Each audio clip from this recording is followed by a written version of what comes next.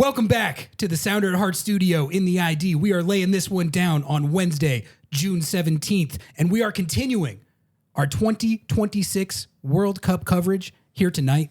The first round of the group stage matches are in the books, and we got plenty to cover tonight. We're going to get into why Seattle is proving FIFA made the right call as a host city, how much expectations for the USMNT can change after their big win over Paraguay, and why Australia might be a tougher test than expected. And then we're going to be talking about some of our favorite moments from the World Cup so far. And then at the end, we actually have some Seattle Sounders and Pedro de la Vega news to close it out. So Noah, what's up, man? We got a lot to get to with the World Cup in full swing. You were in LA doing God knows what, going on James Corden late night live. Yeah.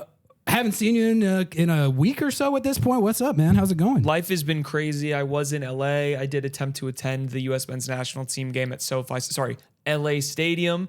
I was unsuccessful, but I was successful in making my late night television debut, where I sat there and clapped like a seal while James Corden and some Italian comedian I had never heard of go, "I don't understand why they're flopping. I don't get it. I'm from New Jersey." And I was like, okay, clap, clap, clap. You know, this is a great show. I'm totally not dying inside a little bit, but we'll get more into that towards the end of the show, maybe, unless you want to talk about it right now. Yeah, no, I mean, I just, I followed the whole journey on IG and TikTok, and I did not necessarily expect you to end up in the James Corden studio by the end of it. But I think that actually ended up being equally, if not better content than if you had ended up making it into the game. Yeah, so. No, for sure. Yeah. So like the whole crux of the idea was I'm going to go to LA. I was actually a surprise guest on the Happy Foot Sad Foot live show. Shout out, by the way. So shout out to them. That went amazing. That's really why I was there. I was there on Saturday for that Saturday night. But I had booked my ticket strategically, so I was going to be able to potentially make the men's national team game. I'd been watching ticket prices. As you know, they have been outrageous. $1,200, $1,300, $2,000 face value. I couldn't do that. I mean, we're both broke boys. That's why we, spent all our money to get Katie Wilson elected. You got to stuff the man. Just kidding. Guys, it's going to be, we're joking. But I thought, you know what? I'll be able to get a ticket for like $600, $700 online, like right before the game. Well, I found out the hard way that it's a little bit more challenging than that. So I almost missed my flight. The first thing, the light rail decided that it just didn't. Yeah. I was trying to take it that day and they were like, it's not going. Yeah, no, it just stopped going. Well, the best part, I'm running down the escalator at the Capitol Hill station. I can see a train waiting. Its doors are open. I'm like full extension running, like Jordan Morris attacking a ball. And then it's like slow motion. I see the doors closing and I'm like trying to stick my hand in and boom, it shuts right before I'm able to do it. And I'm like, oh, fuck. But it says, 3 minutes till the next train. Well, wasn't coming. Yeah. 40 minutes later, I was very late to the airport. But what was cool was I took an Uber, which I was very just sad to do because, that's $60 down the drain. I met my friend Shay, who's now my new friend. And we talked soccer the entire way. And his team is, I'm totally blanking on it now. I can see the crest in my mind, but he's a fan of one of the African nations. And we just talked for a long time and I was like, we should watch a game together. And so he agreed. And he also is having one of his family members bring me a jersey all the way. Oh, let's go. I didn't know about this development. From the home country. I saw the reel of you guys and that was very funny. Yeah. So that was, that was good. I was in good spirits at that point. I made it to the airport, was kind of rushing through security, made it to my flight, delayed. So now I'm stressing a little bit, right? Because I don't know if I'm going to be able to like make it to the game at this point. And, I'm just stretching a little bit. I'm stressing a little bit. It was Senegal, by the way. I'm sorry. I had to look it up, but Senegal national team. So I'm stressed out, but I'm literally sat like on the floor of the airport on my laptop, refreshing the FIFA ticket exchange, messaging sketchy people on Facebook. I have a crazy one that I didn't tell in the Instagram stories that I'll tell here, but Facebook, all of this stuff. And someone messages me and she goes, hey, by the way, all of the resale exchanges except for the official FIFA one close 4 hours before the game. Oh, shit. So I was stressing. I was like, I don't know, like, how am I going to make this work, right? I'm in the air. I'm scrolling. I'm looking. Nothing. It's all like 1,980, like barely moving. I see lots of tickets available. Just no one wants to lower the prices. I'm like dodging scammers on Twitter and dodging scammers on Facebook and like trying to find this thing. And I end up landing. So I have to close my laptop, and that 4 hours had elapsed before the game. So now it was only down to just the FIFA website, which I don't know if any of you have tried to use the FIFA website, but it will list a range of prices in a range of categories. So it's like category 3 ticket, $600 to $45,000. That's like the range. And then you have to click into every individual section, every individual seat to check the price. And by that time, the bots have scooped up the cheap tickets. It's over for That's you. one of the most chalked websites of all time. It's genuinely terrible. So I was stressing, and I land and I'm like, okay, we have 2 hours until kickoff. And mind you, I then learn you can no longer transfer tickets 1 hour, like 1 hour before kickoff. So I'm like, okay, I literally have an hour before I'm cooked, and it's 20 minutes to get to the stadium. And I'm like, shit. Okay. So I'm sitting outside LAX again, grinding on my laptop, trying to find something, and just nothing. Like, I'm finding tickets that are, $600-700, trying to buy them, and it won't let me check out, or it won't let me add them to my cart because they're been scooped up. Then I'm like, okay, I find something, I get it in my cart, I'm about to check out, and blocked. I get rate limit exceeded. Oh, no shot. Rate limit exceeded. So you actually almost had it. I almost had it. I hit rate limit exceeded, and then I'm like, what the heck? So I just refresh the page, log out, log back. Nope, blocked. I was not able, and I still am not able to go on the FIFA ticket resale exchange website. So I don't know what happened, if I got like blocked because I was refreshing too many times trying to find a ticket. That's probably it, yeah. But I couldn't, I literally can't use it anymore. And so I was like, I'm determined to go to this game. So I got in an Uber. I go to the stadium. I stash my bag because I had a huge like backpack.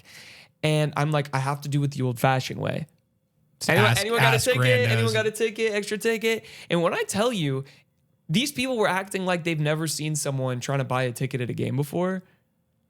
It was crazy. I was getting looked at like I was like some dude screaming on the side of the road like crazy.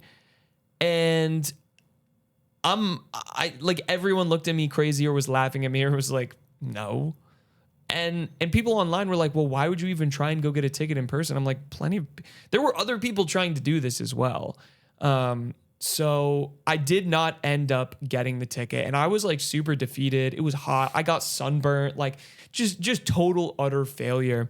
And I get a call from my friend, and he goes, hey, I've been following your journey. Do you want to be in the studio audience for the James Corden show, which is after the, all the World Cup matches? It's like a midnight, late night show, but just for the World Cup. And I was like, at this point, why not, right? So I take another Uber. We're down, 2 nice Sounders seats in just Uber charges at this point. And I get there to the studio, and it's just the Fox studio. So it's like where they film like Fox News and like all that stuff, and Sunday Night Football on Fox or whatever. So I'm like, all right, we're just at some Hollywood studio lot now. Go inside, get chauffeured by security, go through security, and they're like, why do you have this big ass bag? And I start to explain to them my whole journey, my like everything that just happened. I'm like, yeah, I don't really have a place to stay yet. I've got a couple friends here, but like, I don't know, like all this stuff. Didn't get a ticket, didn't really have a plan, was just coming down here. And they were radioing in, talking. And I'm like, oh shit, I'm going to get kicked out of here. It's over.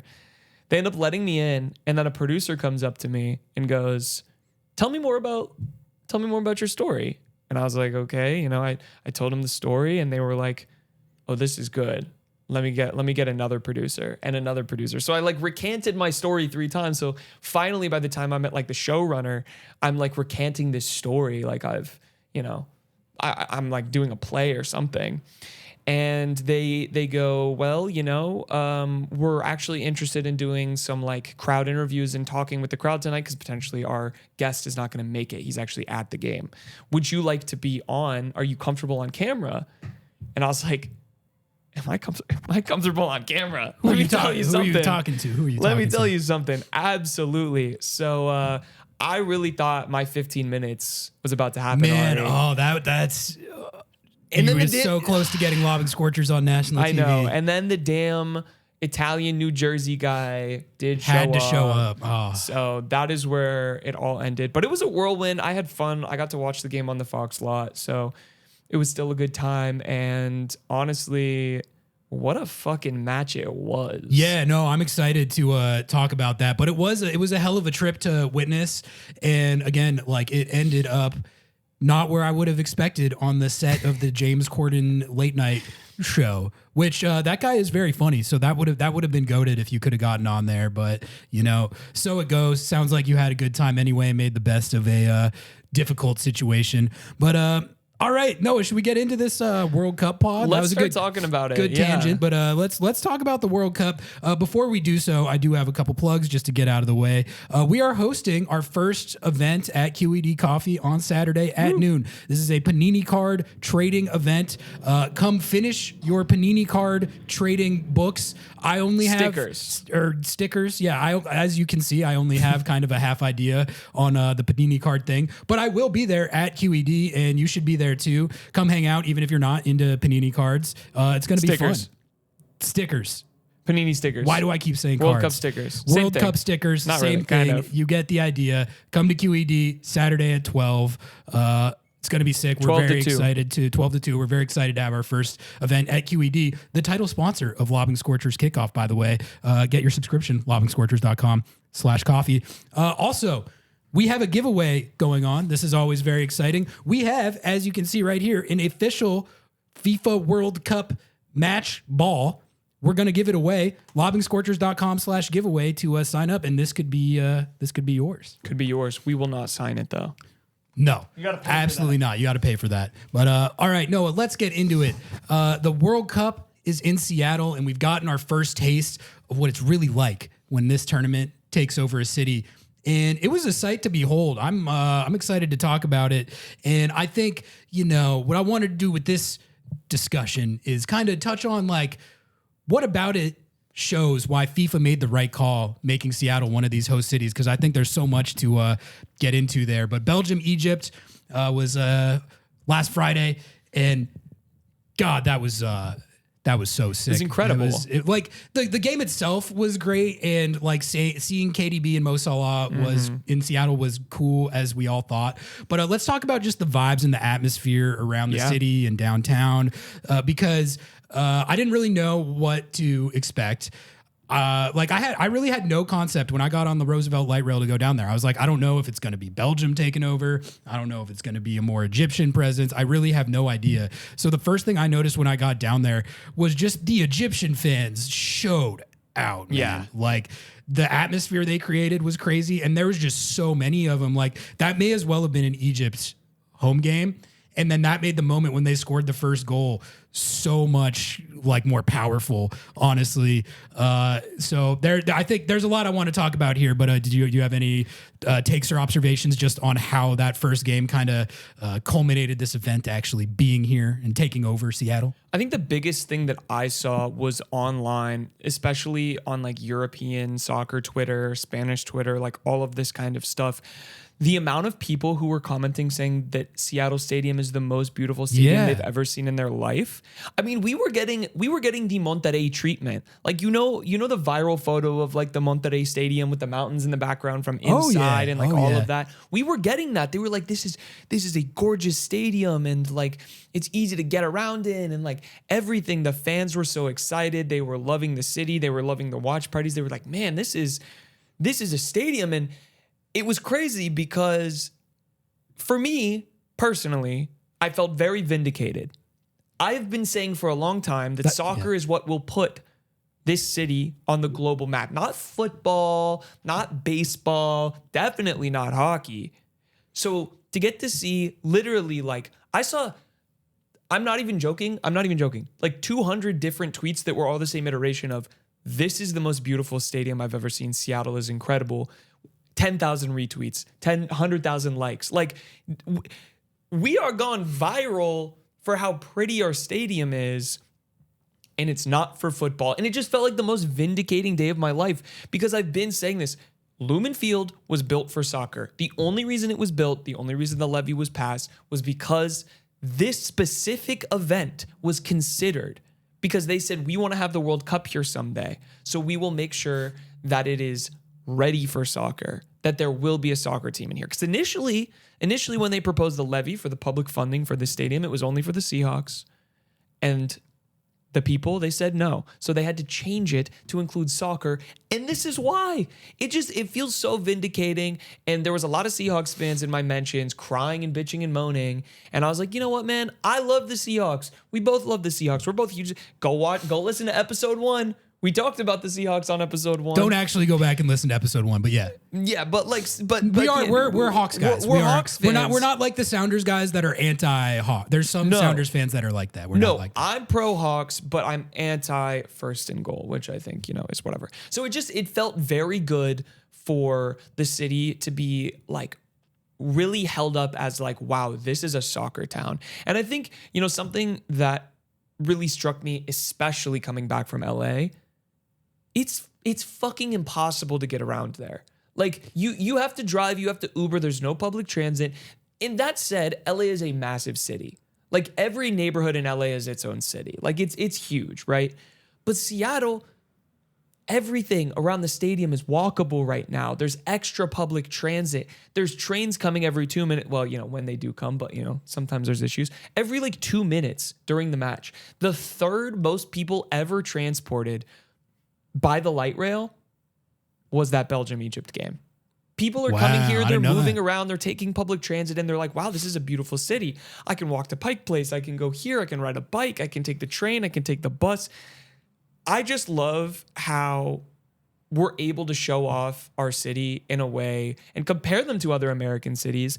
And instead of getting shit on, like, New Jersey and MetLife Stadium, we're getting the treatment. The Santa Clara Stadium is taking a lot of heat. Yeah, like we're getting not only Seahawks fans, we're getting to own the Niners, so you have to like soccer. I mean, that's, it's... Some of the contrast is some of the tweets that people from other countries are sending about the Niners Stadium in Santa Clara are funny. They're like I saw one from a Swiss guy who was like, where the...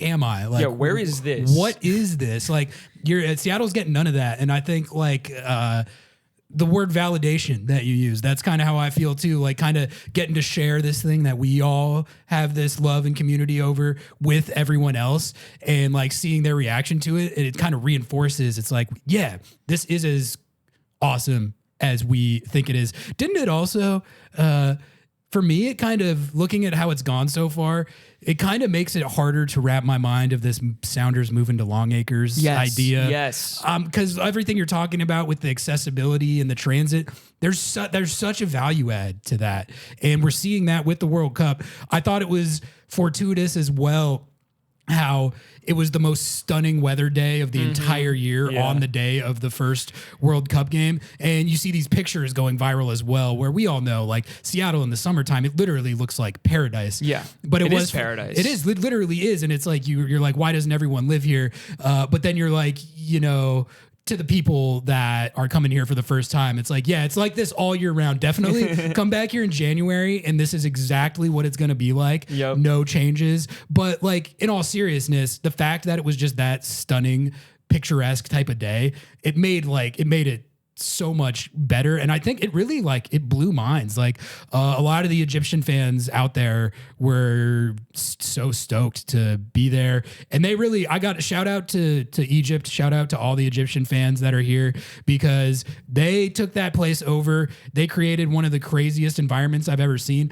And that's kind of, I guess, one of my other takeaways so far, at least with how well it's going in Seattle is, there was a lot of negativity surrounding this event, rightfully so, deservedly. Us included. There was a lot of of consternation about like the ticket prices and the blatant price gouging and the politics of everything. There's a lot of things to not like about the lead up to the tournament, but it's like once the people's game actually starts getting played by the players, there's just like this switch that flips and the oligarch class like ceases to matter. Like you can't take the game from the people at the end of the day. I mean, you can literally take it from them because you can't afford to get into the stadium, but well, so okay, here's not to go off on too much of a tangent. Sure. But like I think one of the things that I was concerned about was with these prices, are they going to be able to fill the stadiums and is there going to be any atmosphere at all? They packed the Seattle stadium. They totally packed it. And for me, it's like, yes, everything we talked about with the prices and the price gouging is valid, and that frustration is righteous and it's stupid and it's bullshit that normal people can't go to these games.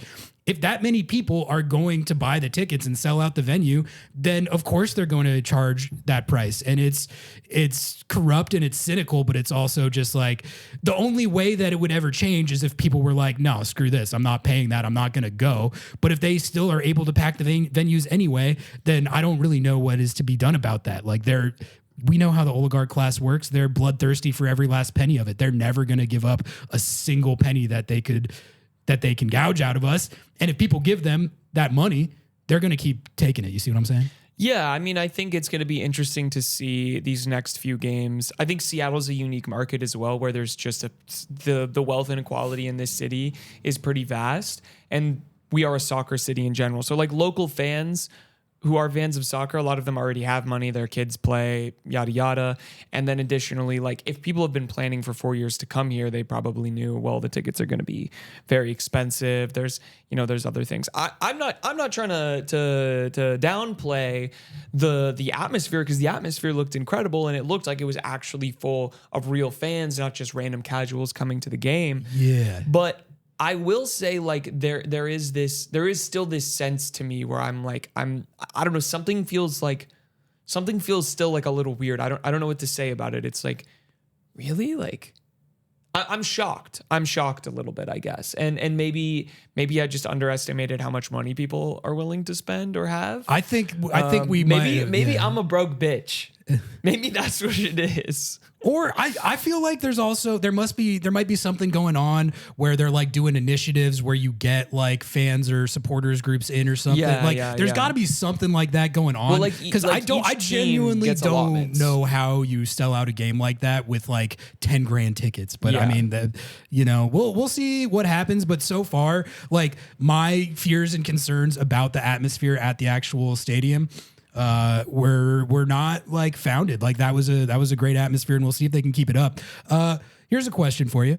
Has Seattle earned an even bigger role for consideration for future FIFA events? Because I don't know. I think we're killing it harder than anyone right now. Like I think this place should be first on the list for whenever they want to come back. I mean, I'm sorry, but the Women's World Cup in Seattle, the final should be here. The final for the Men's World Cup should have been here. I'm sorry. Oh, it's so bad where it is. It like Gillette or whatever? It's MetLife. Oh, God. Yeah, it's where you have to take like 7 buses. People have been walking there just to show people that it's possible.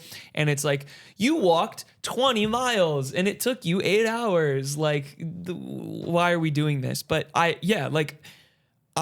Seattle is a soccer city. Washington is a soccer state. It's been like that. It's been like that. Honestly, you know what's the 2 biggest sports in Seattle, in my opinion? It's basketball and soccer. Like football is big, but it's not as big as basketball and soccer. Baseball, I mean, we've been hurt a few times, so whatever. But it's a soccer city through and through. The Sounders have proved that. This World Cup has proved that. The Copa America proved that in 2016. Like this is just yet another feather in the cap. The most attendance ever at Lumen Field. We were at that game. Leo Messi, Seattle Sounders, Paul Rothrock game winner. Like this is a soccer city. The Seahawks can't pack that many people into the stands. Like I don't know what to tell you. So we're here. We're looking at it. They deserve to at least host during the Women's World Cup if the U.S. gets that bid. And secondarily, I mean, I think this should be a destination for later on games, finals even, for major tournaments.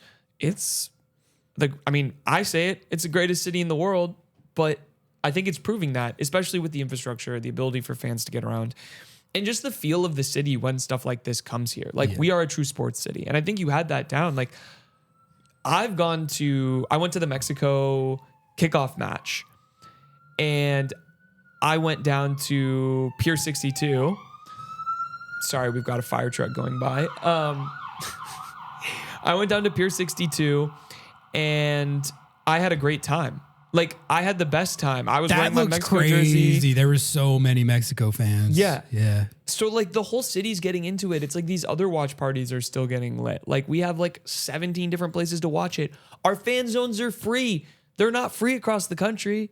Like, Seattle does it right. I don't know what to say, but I want to hear how you felt the city has kind of like it's moving with the World Cup here. It's just such, like, when you have a World Cup in a city, it's just such a different feel than kind of anything else that you can imagine, because it really, like, especially this is the first World Cup I've ever like been to. Yeah. And it just becomes such a melting pot. Like, it really, I know everyone's been saying that word, but like, it's so true. And you can feel it, like, anytime that there is I think the Egypt thing is such a good example. Like, they came in here and took over thousands, tens of thousands of people, all kind of like getting behind the same thing. And they're just so stoked to be there. Yeah. Like, it's kind of, it really, it feels like you kind of can't get quite that feeling from anything else. Like, you can have big major sporting events with a lot of people, but there's nothing like fans of different nations all coming together and being at these games. It's just it's been a cool experience, and it's been a great start, and hopefully it continues like that. But I feel like it's set up to, like, the Belgium-Egypt game kind of just like set the stage for it.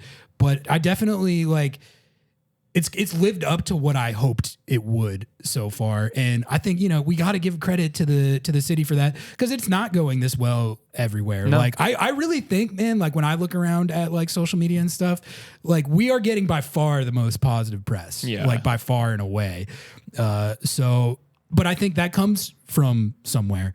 So, again, I hope it just keeps rolling like this and this momentum keeps going. And it's just such good timing for what we're going to talk about in this show. But like, USMNT on Friday, just a couple days from now. I feel like it's going to be insane here. It's going to be insane, and it's going to be ratcheted up even more with how the first parts of the group stage have gone, with the US and Australia both winning, and it's for control of the group. It is for control of the group, and the US looked so good against Paraguay that they have a great chance to take full control of this group, which is kind of crazy to talk about. We're going to talk about it in this next segment, but real quick before we take our first ad break, there's a few more Seattle group stage matches on the horizon here, including US, Australia, but you got Bosnia, Qatar, Egypt, Iran as well. I'll be at Egypt, Iran. Yeah, real quick. What are you excited for these? I'll just say for my part, I'm on the Bosnia bandwagon. Yep, same. I love their team. They're one of my favorite teams to watch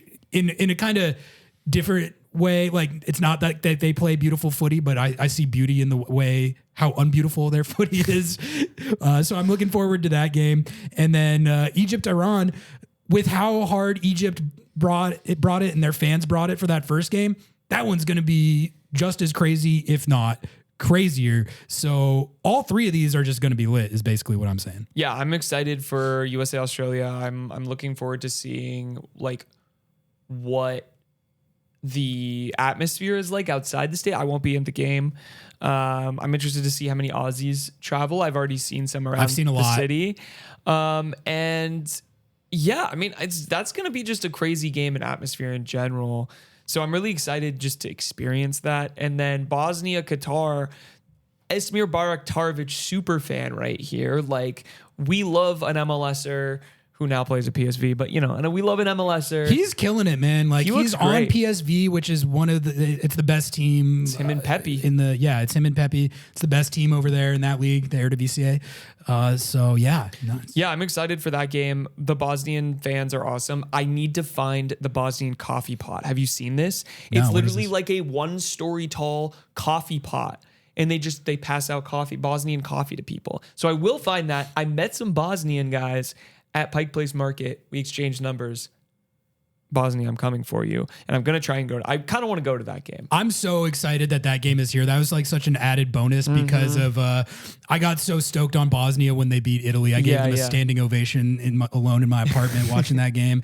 So it's going to be Esmir. Thank you, Esmir. That was a legendary penalty kick. But all right, we're going to take our first ad break and we're going to be right back and we're going to talk some USMNT. Hey guys, I'm editing this podcast. I'm at home, so don't mind all of the mess, but US Soccer just sent me this jersey, and I wanted to let you guys know that you can get 10% off anything at the US Soccer shop right now. It's the perfect time to do it with the World Cup using code SCORCHERS. So go to lobbingscorchers.com/USA. Use code SCORCHERS. You can get yourself one of these jerseys, a Christian Roldan jersey, the Wave jersey. There's a bunch of stuff, even US Women's National Team stuff. So go ahead, lobbingscorchers.com/USA. Check it out. Use code SCORCHERS for 10% off your entire order. And the second thing, we are hosting a Panini trading event Saturday the 20th after the US Men's National Team game, noon to 2 at QED Coffee. Come, bring your friends. Go to lobbingscorchers.com/RSVP to check that out. It's going to be super fun. We hope to see you there, and I hope you guys have a great day and enjoy the rest of this episode. I got to go back to editing now, so bye. Welcome back from another ad break that you definitely did not skip. Noah, let's talk some US Men's National Team. We were just hitting on it in that last segment there. But this is a start to the tournament that I don't think many people expected. I don't think anyone thought that we were going to give Paraguay that work quite like that. But this team came out and they whooped ass in that first game. So let's just, I'm curious your takeaways. We haven't caught up on the old Yanks yet, but like looking at this 4-1 win over Paraguay to open the group stage, there was a couple things that struck me outside of how the team played. Like the team played great. Balogun looks insane. Gio scored a great goal. The attack man looks genuinely scary. Like our defense at times, we love to get bammed on at inopportune moments, but the offense looks awesome. Yeah. But I think one of my biggest thoughts watching that game was like, I think I drastically underestimated the home field advantage that comes with hosting this shit. Like that stadium for Paraguay, like they didn't stand a chance, man. That was like LA did it up great for that. And that just looked like a very intimidating, very imposing venue for any opposition. The players clearly fed off that. The whole team clearly fed off that. That energy, I think, is part of what kind of galvanized how good a performance that was. And then that got me thinking like, dude, okay, imagine that home field advantage, but in Seattle. Come on now. And that's, I think, it's a good segue into when we preview Australia. But like when I look at their team, they were impressive in their first game too. Like, don't get me wrong. I think they're a lot better than I gave them credit for. I think they're going to have a hard time coming in here and dealing with this crowd in this environment. It's like, it's actually such a scale tilter towards our team. Like, I really think it is. I don't think people understand how loud Lumen Field gets. Exactly. Like, I louder than SoFi. SoFi is loud, and it looked great, and it sounded great. That said, a lot of the fans there as well were like very rich people who were given tickets to that game or spent a lot of money to go there. The access point in Seattle was a little bit lower, and I will say, like, crazy fans have a little bit more money here. So I think it's going to be insanely loud. And honestly, to be honest with you, I've been to a lot of Sounders games. I know the Rothrock goal was very loud. The loudest goal that I've ever heard in Lumen Field history, Clint Dempsey, 2016, Copa America. I can't even, you can't even replicate it. It was like this eruption, this roar that was like my ears were literally ringing after it. And I've been to Seahawks games. I know it gets loud. I know we have the beast quake and whatever, but man, I think that home field advantage is genuinely going to be insane. I think we're going to get continued good Seattle PR from this. So the 4-1 against Paraguay, I was very impressed with Balogun. Yeah, I mean, let's talk about him. I wasn't necessarily shocked, but I was impressed. I mean, he and the whole team truly was in for him. I will say, I am not going to let my concerns about the defense go away, because the way that they were able to control possession throughout the game, they weren't tested that much. Right. The defense was not tested that much. That said, Pochettino had those boys playing like prime fucking Barcelona. Like that passing sequence that led to the Reyna goal. Oh my God. If you haven't looked at, there's a fan video that someone took from the stands on YouTube of that whole buildup. That you can't play the game any better than that. Yeah. That was, oh God, that was champagne pudding. You know, it's crazy. I saw someone say like, oh, the one guy who almost sold it, Sebastian Berhalter. I was like, dude, he made the sickest pass of the whole sequence. Yeah, how could you watch that sequence and not come to the conclusion that Sebastian Berhalter actually made that whole thing happen by doing that? That was an incredible individual effort by Berhalter, and really everyone on the team in that sequence was just so locked in and so on point. Like that might have been the best goal the USMNT has ever scored. Like, I think easily. I think easily with the buildup, with the stage, with everything. And you could have even made that. You could have made that argument about the second Balogun goal, and even the the finish on the Gio goal outside of the buildup. I think to hit on the Gio goal really quick, and then let's go and talk about Balogun. But the thing that I said about Gio was like, I don't know, like I'm not saying that he doesn't deserve to be on this roster. I'm just like, like he has the most to prove out of anyone. Yeah. And prove it he did. Like, I think that is exactly why Mauricio Pochettino had him on this team. Yeah. I'm the first to admit that I was like, I wouldn't say concerned, but I was a little bit like hesitant to be like, is that really the choice you're going to make there? But I said it then, and I'll say it now. He had the most to prove, and I think he proved it right there. Yeah, I think that goal kind of validated his inclusion on the team, whatever questions people might have had about that.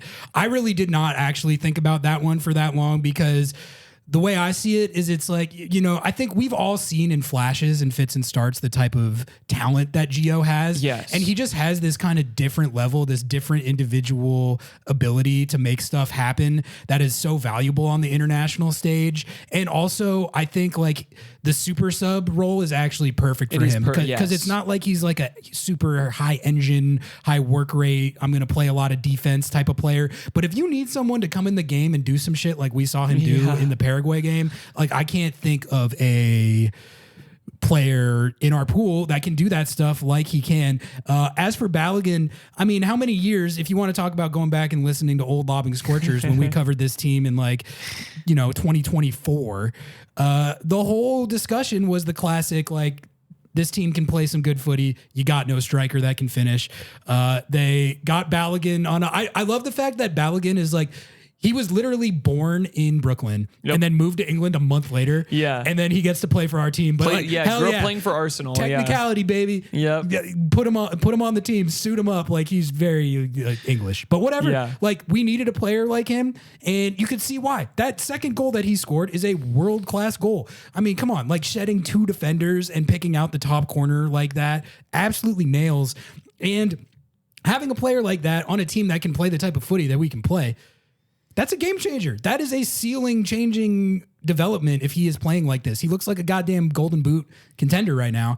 And if he keeps playing to that level, this team is genuinely scary. Like, I do believe that. I don't think the Paraguay result or performance was like smoke and mirrors and they were playing way above their level. I think that might just actually be their level when they're on their stuff.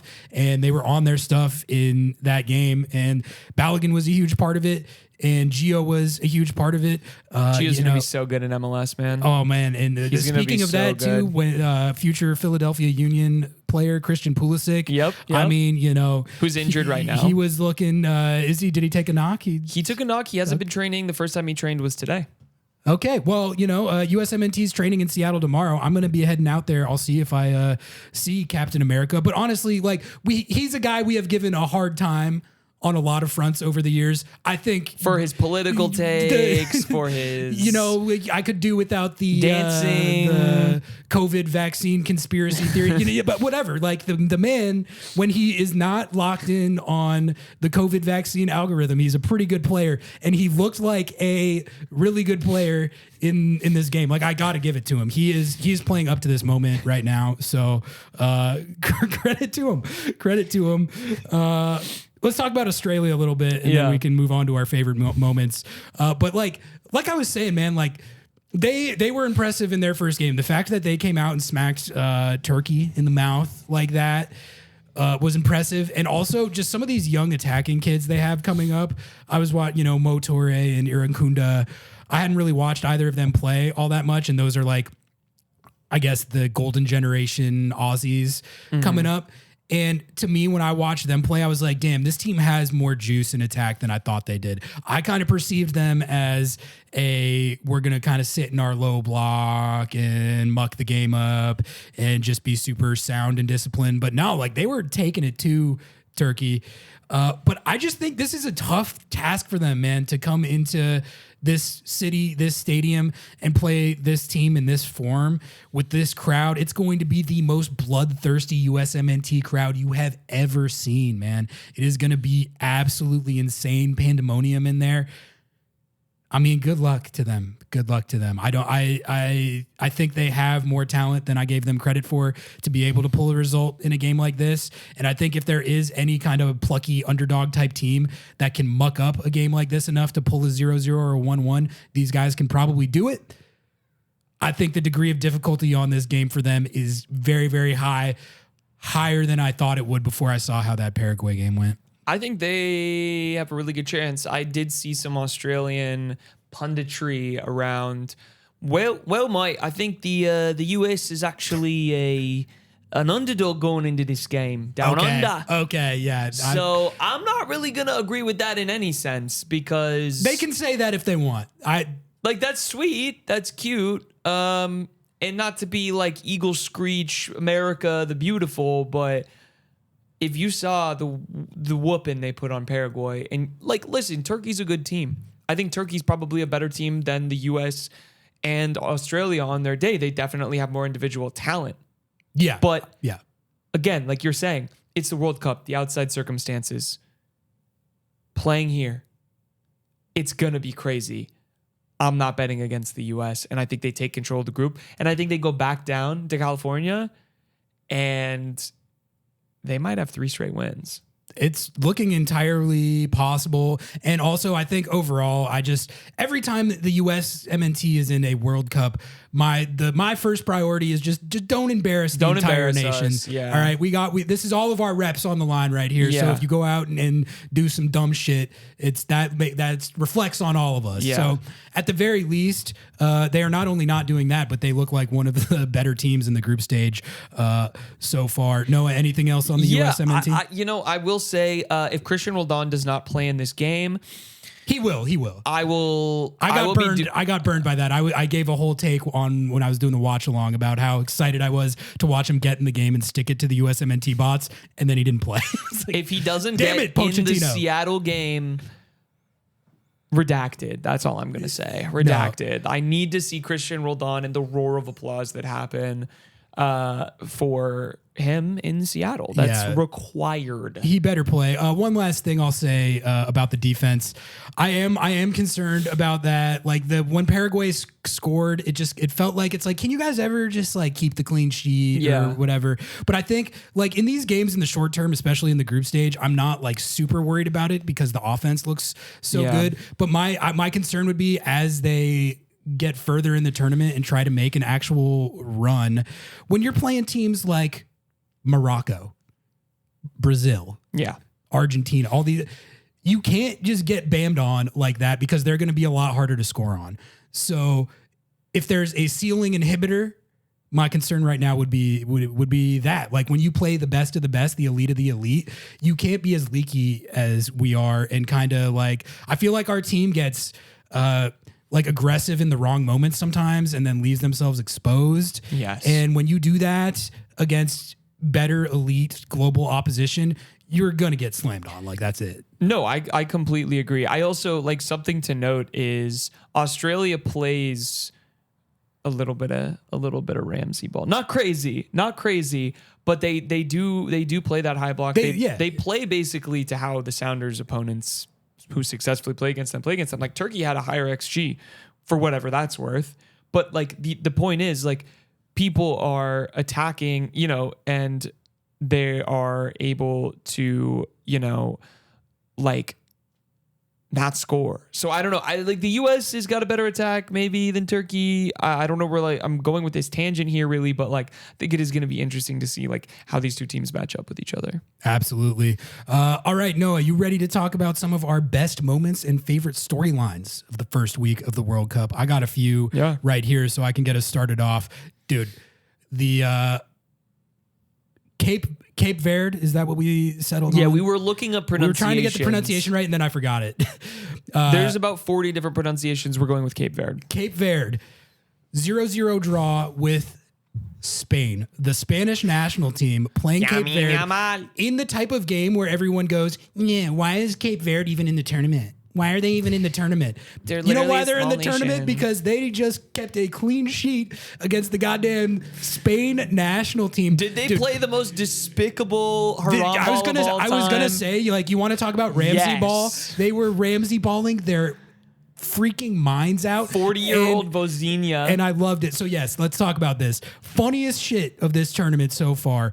Vozinha, 40 years old. Noah, this man is a hero and an icon, not just of Cape Verde, but of my life. And I think the sport in general. Yeah. That man was competing his ass off out there. And what I want to do about Vozinha, I was looking up his career trajectory. Yeah. And this is so funny. He didn't start playing professionally until he was 25 years old. So did you know that? So I was looking this up. There's kind of like no record of his career in a top flight league until 2015. Yeah. He was grinding like in these leagues that aren't even on recorded like, he was just stats. playing to play. He was just playing to play and getting called in by Cape Verde. And then finally, in 2015, when like you said, when he was about 25 or so, or I don't know, like way later in his career, he finally broke through in the Moldovan top flight. Yeah. You know about that league? I love the Moldovan top flight. That's where he broke in, and then he moved to the Portuguese second division for a year, that's where he plays now. This man plays in the Portuguese second division. He spent a year there, and then he played 5 years in the top flight in Cyprus. Noah, can you find Cyprus on a map? Do you know where that is? I do. I can only because I'm a little bit of a geography freak. So, but yes. Tell us about Cyprus in that case, because I got no idea what the top flight over there is. I mean, I don't know. It's I don't know what the Cypriot first flight, division. That's what he played. I don't know much about that, but I will say it is just fun. Is this the best story of the tournament so far? He went from 50,000 followers on Instagram to after that game he was racking millions at a time. Yeah. Last I checked last night, he was up to 10.9 million. That's more than Victor Wembanyama. Yeah. Like, if you wanted an illustration of the power that this game has, a 0-0 draw, which everyone always makes fun of soccer for a 0-0 draw. Yo, nice, no goals. A 0-0 draw resulted in this man going from 50K Instagram followers to more followers than Victor Wembanyama. Yeah. So you want to tell me like no one cares about this? And I think the funniest thing about him going from 50K to 10 million is, to me, that's almost like the rest of the world like pointing and laughing at Spain. Yeah, like, yep. This guy owns you. And he does, man. Imagine going out there 40 years old. You've been grinding in the Cyprus top flight for like your entire career. You're currently in the Portuguese second division, not doing anything that anyone notices or talks about ever. And you go out there against the Spain national team. He got in their heads, bro. By the end of that game, he was laughing at them because there were so many insane sequences in that game where it just looked like they were very easily going to score, and then they didn't. They would smash it off the post, or he would make the most insane save you've ever seen in your life. Yeah. And there was also multiple instances where he messed up. He like came off his line when he shouldn't have, and it looked like it was going to lead to a goal and be a howler, and he would just pull it out. I have never seen a performance like that, dude. That's the magic of the World Cup, man. Like you look at the average, like I'm on FOTMob right now. You look at the average rating of every player. Cape Verde's players did not play well. Like no, they were not playing well. They were Ramseying the whole game blatantly, and I loved it. And in Spain, I'm sorry, but anytime you can hold Lamine Yamal, and of course he didn't play the full match, you can hold him to Get owned nothing. by Vozinha, Lamine Yamal. Yeah, Get owned. You had Get the youngest, slammed. one of the youngest players against one of the oldest players, and this is what happens. Like that. This is the beauty of the World Cup. Like you never get this anywhere else. No, you really you don't get 50K to 10 And now what's mil. crazy Like, is I'm gonna be the old ass dude in the like my brain's deteriorated. I'm not gonna be able to barely talk, and all of a sudden I'm gonna like wake up and be like, Vozinha. Like I'm never gonna forget the name Vozinha, Cape Verde. no, absolutely not. Like he is a legend for as long as this sport is a thing. That was one of the craziest performances I have ever seen. He should come to MLS. Yeah, round out his career as the starting goalkeeper for the Seattle Sounders. Yeah. No, he's got to go somewhere funnier. What would be funnier? Like the Earthquakes, the San Jose, or Inter Miami.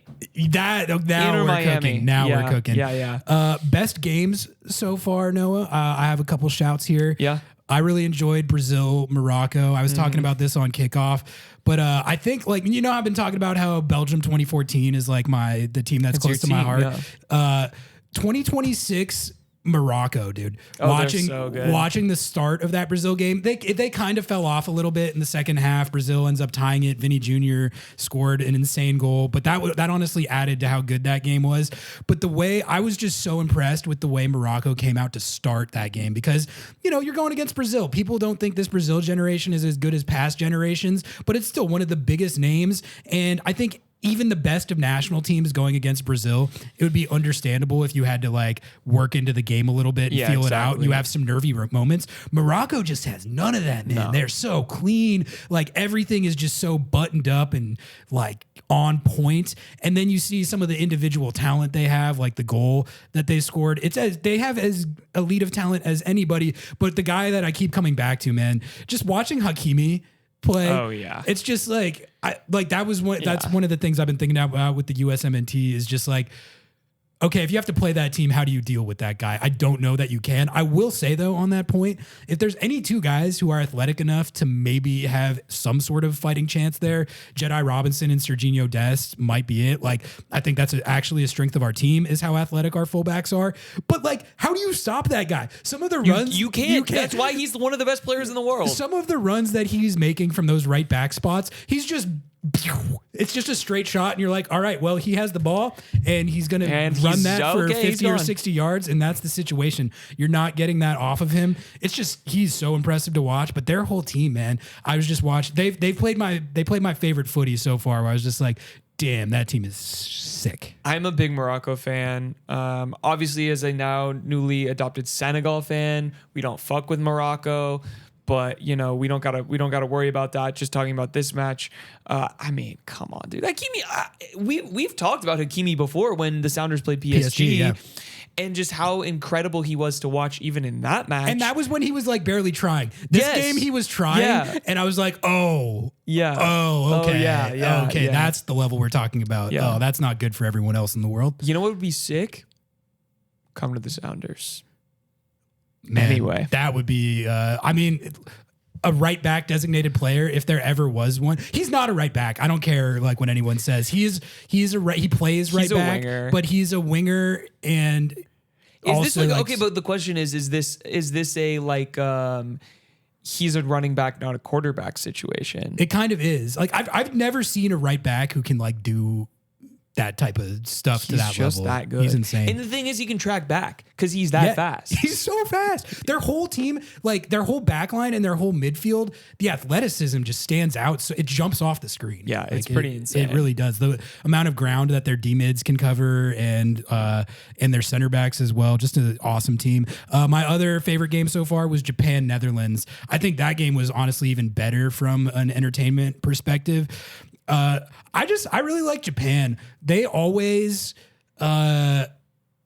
they're like such a classic, like find a way no matter what type of team. Yeah. They're going against the Netherlands, which is another one of like another big powerhouse contending, expected to make a run type of side. And Japan was down 2-1 in the 80 whatever, 5th, 7th minute.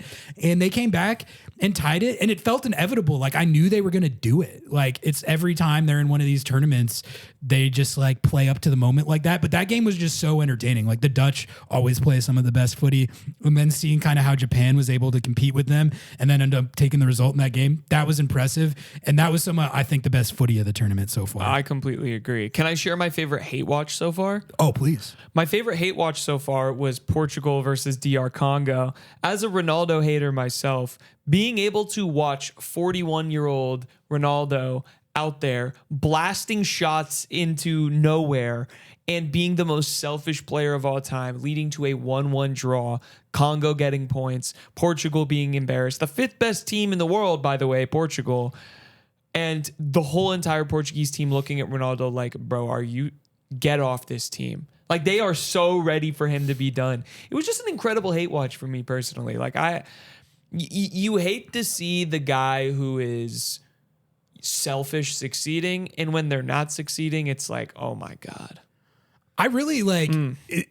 I mean, you'll probably agree, but is it crazy to say that them bell cowing Ronaldo still at this point is just kind of ridiculous? It was insane. He shouldn't have even. He could have come to the World Cup, but he should have played a Neymar role where he's not actually exactly playing. Because he really can. Like if you look at his numbers in the Saudi top flight, which you know it's the Saudi top flight. That's worse than but MLS. Like it is. But he can still put the ball in the back of the net. The guy has like 58 goals in 55 games in that league or whatever. I think you might be able to score some in that. Not all. Yeah. Not all. But like my point is like he's still producing on the stat sheet for his club team, but he's so cooked in like every other aspect of the game. He gives you nothing like on defense. He gives you nothing that's well rounded. He basically reminds me of LA Galaxy era Zlatan, which remember how he would just stand there, he would like just wait. The biggest statue I've ever seen play the game.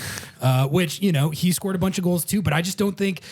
I think a striker like that very clearly has the most value as a super sub when you're chasing a goal late in the game, which I understand that Ronaldo probably wouldn't accept that, and you might have to leave him off the team altogether if you told him that was his role. So be it, man. Move on. I don't know. I feel like they are literally hamstringing their team. They are. They're literally because he's playing, and he shouldn't have been called up if that was going to be his role. I quite frankly don't understand it because they have a good team. Portugal has a good team. They have João Neves and they have all of these other players who they've got a solid team. He's just selfish. He's you playing FIFA, calling for the ball all the time, and then you're blasting a shot into the stands. I mean, if I was his teammate, I would be. He's one of the only strikers I've ever seen that gets like when his teammates score, he's like not happy. Yeah, a lot of the time. He is sometimes, to be fair, but there's famous clips of him like being pissed that he wasn't the one who scored it type stuff. Yeah, but, exactly. Anyway, we got a few more things to talk about here. I think the superstars showing out was a big storyline yesterday. You had a Lionel Messi hat trick. We'll talk about that. But then Erling Haaland for Norway and Kylian Mbappe for France, of course. They both had masterclass type games. Let's talk about Messi real quick because he absolutely slammed Algeria single-handedly last night. His first career World Cup hat trick, and he's now tied with Klose, the former German striker, for the most World Cup goals in history.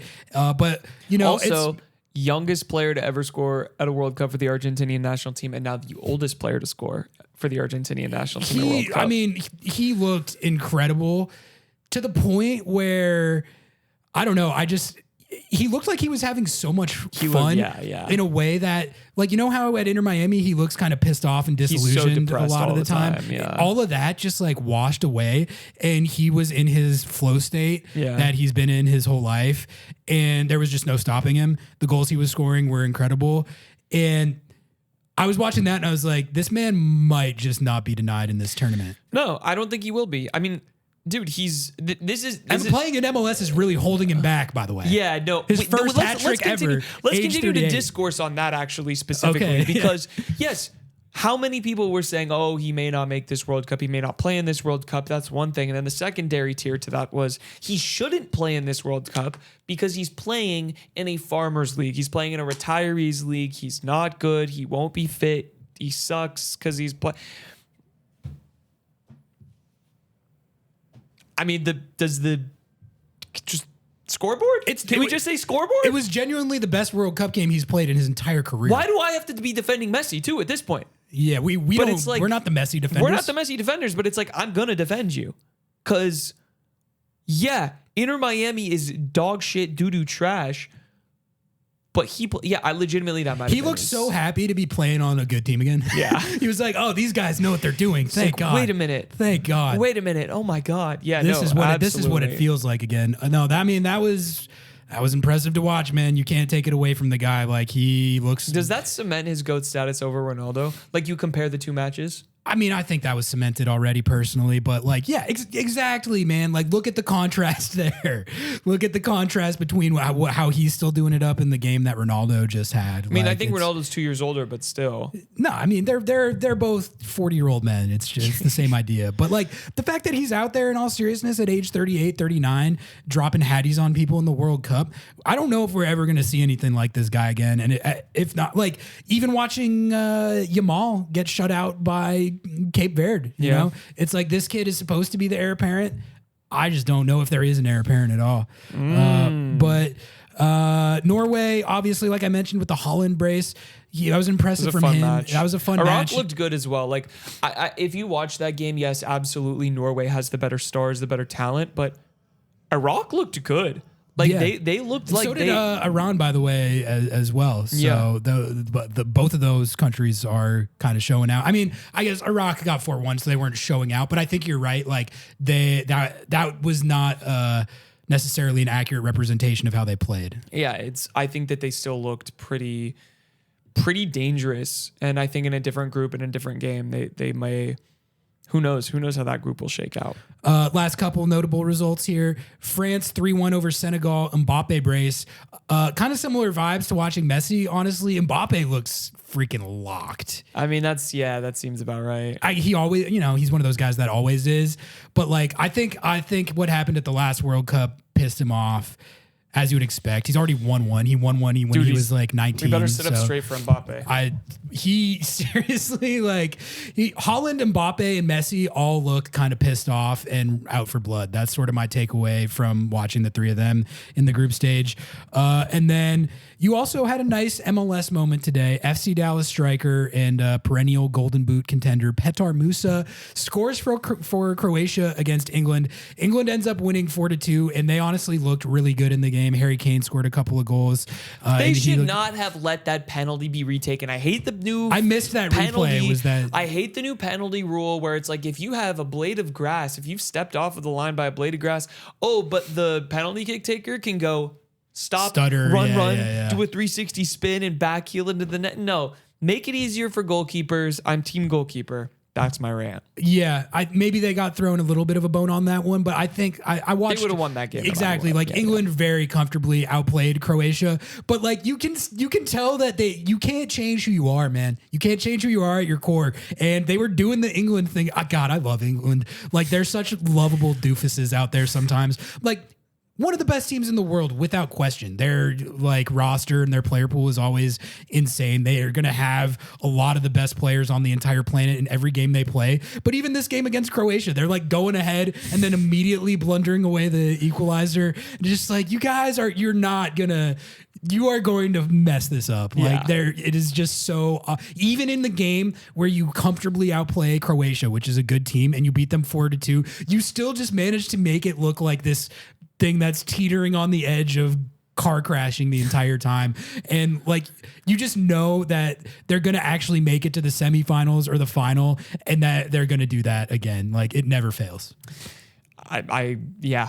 Cinema. I don't know what else to say about that. We all like, but shout out Petar Musa. Shout out Petar Musa. That was a great goal, great moment for him. Shout out MLS, Croatian national team World Cup goals against England. Learn Petar Musa, man. How many MLS goals have happened so far in the tournament? You had a hat trick from Messi, one from Musa. Has there been any other ones? I think there have, but I can't remember off the top of my head. But Canada? No, Canada's was Kyle Larin. That's right. So former MLSer though. Former MLSer, that's right. Yeah. He's, I don't know if he's that good. Canada, I didn't have Canada now. I was going to say, can we point and laugh at Canada really quick? They look, I'm the guy who made a joke about how I was defecting to them, so I probably shouldn't point and laugh. But like from a footballing perspective, dude, that was an okay result. Yeah. Bosnia's good. 1-1's not horrible. I didn't think they looked good at all. No, I really didn't. Like Kyle Larin kind of bailed them out from getting shut out in their home opener. You know what's so funny? I saw someone call Group B the socialism group because it's everyone's on 0 goal differential, everyone's on 1 point, and all their matches were 1-1 so far. So it's just the even playing. That's fields. we're all gonna be on the same. We're gonna just vibe. We're gonna vibe. It would be tight if that came down to like yellow cards. Like the whole I'm rooting thing for that like outcome, yellows. actually. All right, let's take one more ad break, and then we will come back and close it out with some quick format takes and some Seattle Sounders news. We'll be right back. Hakeson is a Seattle-based hot sauce and vinegar brand making some of the most flavorful hot sauce around. We've partnered up to craft a small batch, green blended hot sauce, fermented to perfection with bright flavor and medium heat. We love it so much, the label even has our faces on it. You sold out the first batch, so we made another. Visit lobbingscorchers.com/sauce to order and be sure to check out the full line of Hakeson Ferment sauces, including their limited seasonal flavors. I'm Jessica with Hakeson Ferments, and you're listening to Lobbing Scorchers. Good speech. There's a version of shopping that doesn't feel like a chore, and Podium in Edmonds is it. You walk in, Nick, the owner, greets you. What's up, dude? Massive Sounders fan. Probably someone you've already argued with or agreed with in our comment section at some point, and suddenly you're 45 minutes deep into a conversation about the latest Sounders news, and you haven't even looked at the clothes yet. Let me show you around. And then you do look around, and everything in there is the kind of thing you buy once and keep forever. Filson, Red Wing, Heritage, Taylor Stitch, Portuguese flannel, nudie jeans, Wax London, domestic and European brands, built properly, meant to last. They're at 114 4th Avenue North, right in the heart of downtown, and Nick is going to take good care of you. LobbingScorchers.com/podium. Welcome back from another ad break that you definitely did not skip. Noah, let's talk real quick some format because this will function as our agenda check for the week because I have an agenda on this that I wrote about in my column for Sounder at Heart plug this week. But I wanted to get your thoughts on it because there's been a lot of discourse about the expanded 48 team format. And what I've been seeing on social media is a lot of this is stupid. It should be 32. This is too many teams. It's diluting the event. You're getting too many of these one-sided, like, Germany beat Curacao 7-1 type stuff. So I think there's been a lot of negativity around that. But what I was kind of doing. I will say the Brazilians were not too upset about that 7-1. No, they were like, finally, we were not the only team that got beat 7-1. Curacao solidarity with their new brethren, but no, I think there's. I would say, would you agree that there's been more negativity around that than positivity? I think in the lead up to the World Cup, there was definitely a very large. Vocal minority of European specifically fans who were like, you're ruining the game by including more African nations, which that as you may, but exactly. But okay, so this is kind of what I was cooking on with my column this week, and I'm interested in what you think of this. But I get where the criticism came from with it. As far as the fears of the tournament being overly diluted and having too many overmatched nations. And I think when you look at that Germany 7-1 on Curacao, that's kind of a case study for what those people are talking about. So I don't think it comes from nowhere. But now that I've seen how it's going so far, I think it's actually fine. I think that it's good to have more teams in it than less teams. And I think that it creates some fun moments, and it's already created some really fun moments, one of which we already talked about with Cape Verde, but also just the principle of being upset about this mismatch. What I was pointing out was any tournament in any sport is going to have mismatches in the opening rounds. That's how a tournament works. So does this accentuate that a little more when you expand the teams? Yes, but the idea that those mismatches would take place is like some crazy thing or unique to a 48 team tournament. We see this in every tournament in every sport. The example that I gave was like, nobody is crashing out on social media talking about how you shouldn't have the number 16 seed in the NCAA tournaments. Those games pretty much are always won by the 1 seed, but like you never hear that discourse. So to me, it's not like that dissimilar from that. And then I think I just like having an expanded field that creates the opportunity for, a nation like Cape Verde to go out there and like, you could say, oh, it's a mismatch. They're like, why would I want to watch Spain beat Cape Verde 7-1? Guess what? They didn't beat Cape Verde 7-1. They got trolled. They got trolled to a 0-0, which you could argue about whether you like watching that style of soccer. But that was one of the best moments of the whole tournament. So anyway, that's basically, I wanted to just get my format take on record. I think it's actually fine and perhaps even good. Am I crazy? I think that's a good take. I love the ability for smaller nations to be able to be represented at the World Cup. Shocking, breaking news. I think that maybe the only like argument point is that a lot of these teams are filled with non-residents, players who maybe they couldn't represent where they were born, so they're representing their parents' national team. I don't want to hear that because the USMNT is basically all of that. It's basically, oh, you were born in Brooklyn and then moved 3 days later to England and you're going to become our best striker. I don't want to hear it. That's what makes the World Cup cool. We get to follow our heritage. We get to root for these teams that we have connections to. And I think the more people that have connections to soccer, also, it gives a lot of money to these national team programs. So like Curacao and there's more Cape than Verde, just the raw results at play with they're getting millions of dollars for their national team and directly to develop soccer in that country, which just means better soccer players are getting a chance. More people are able to play the game. We're spreading the game. And if you truly believe it's the world's game, you want to see the world at the World Cup. So I completely agree with you.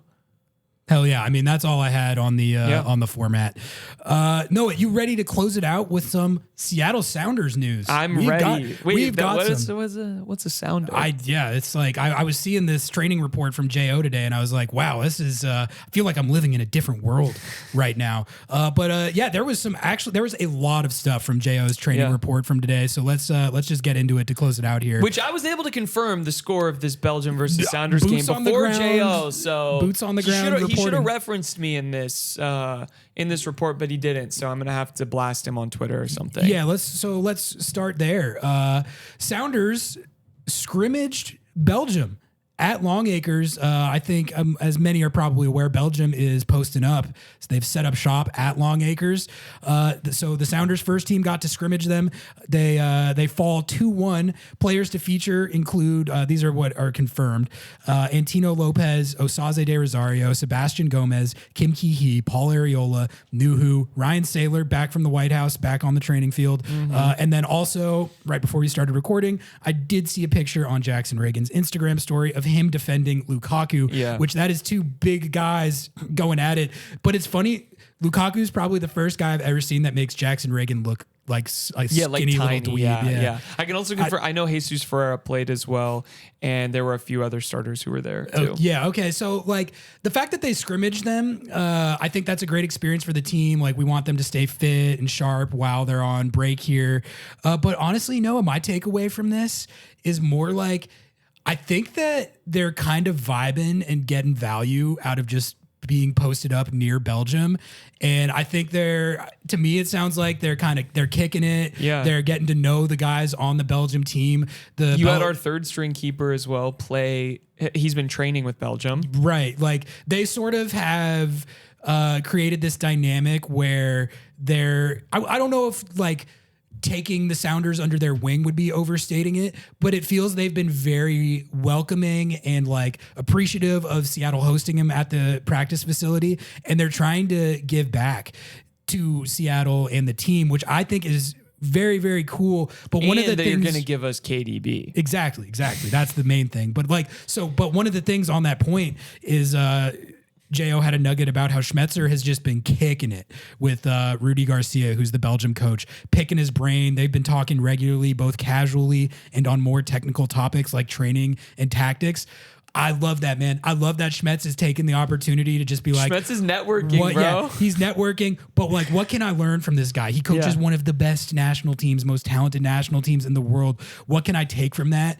And the fact that both Rudy Garcia and the Belgian players are so willing to kind of just meld with the Sounders like that, I think there's like a decent chance that they could get stuff out of this that could like meaningfully improve the team, or at least, give them new things or new ideas or new ways to think about stuff. I really hope Schmetz is picking Rudy's brain as much as he can. It sounds like from what Jo is saying that he is. So I just think that's so sick that they're staying at Longacres. They're melding like that and they're scrimmaging. Like, good stuff. Good stuff, guys. Keep playing hard. Any Belgium takes, or do you want to do some De La Vega? I love that they're playing. I love that we're getting to see some of the Sounders players out there again. It is kind of scary that we're going to roll right out of this World Cup, which is a logistical nightmare on the Lobbing Scorchers end, into the back half of this season. But man, like it is cool. And man, like I want to start seeing some Sounders rumors flow. I want to start seeing some Sounders. I don't know. I could use some of those endorphins as well. Yeah. Let me get a little taste here and there. I know they're back now. They did their little vacation, did whatever. We're back locked in. Sounders are training. Bread and butter, kitchen table issues. We're back to will Craig Weibel sign someone or not? I can't wait to get back to that. God, it feels like the last time we did will Craig Weibel sign someone discourse was like 6 months ago, even though it was only like a couple weeks ago. Yeah.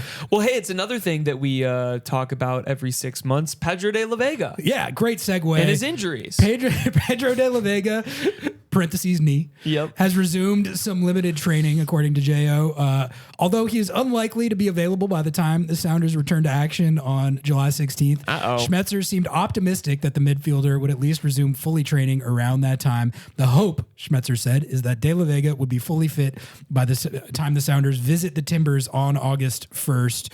So that's the first kind of like target date I've seen for De La Vega. That is later. Hope and fit. It is later in the season than they hoped originally. Originally, weren't they saying that they were expecting him back right after the World Cup? So that he doesn't have to get fitness, is what they said. That timeline did not pan out. But no, look, you can say whatever you want. People can say whatever they want. All I'll say about this is we'll see what happens, because at this point, I understand, I do understand where you're coming from with the exasperation with the whole situation, but I also still fully believe and am convicted that in the event that they can actually get this guy fit and healthy and on the field, that I've seen enough from just his talent level that it changes the whole complexion and the whole ceiling of this team. And I know that you don't even disagree with that. Like, your argument is more based on the fact that they haven't been able to get him healthy and fit on the field.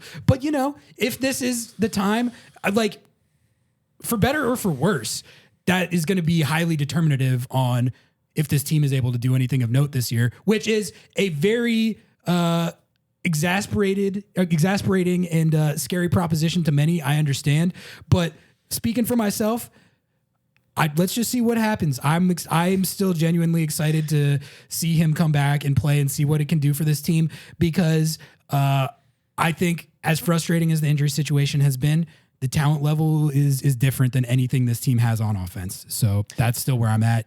And August 1st, let's see. Let's just see what happens. Yeah, we'll see. I would not expect him to play in that game. Maybe a cameo at the end. I think 10, 15 minutes at the end. And then we'll get 10 to 15 minute cameos for the next 2 months, and then by the time the playoffs come around, maybe he's by the time ready the playoffs to play. come around, he'll be ramped up and good to go. And then he'll be ready to go to the Mets outfield.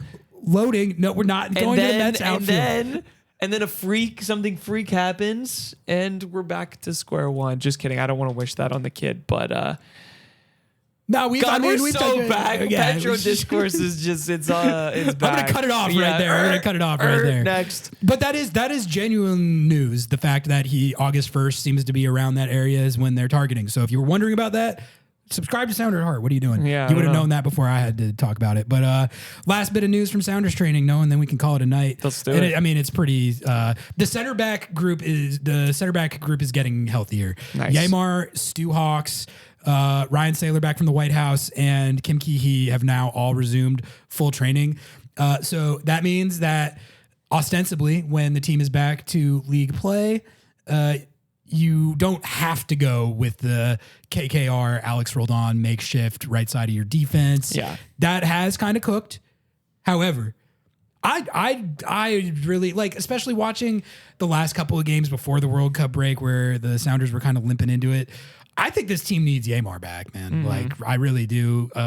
Some of the goals that they were conceding, like, it's not even on like Alex per se or on anybody. It's just when you don't have that physical, imposing, big ass dude in the middle of everything. Right. It's a lot harder to defend other guys imposing big ass dudes. Anytime this team is playing a good number 9, I'll take Yamar out there over anybody. So that's just good news that the CBs are getting healthier and the team as a whole is getting healthier. We'll see what happens after the World Cup. Thank you guys for watching. We'll catch you next time. Appreciate y'all. Love y'all. Like the video. Sub to the channel. Till next time, we out. Peace.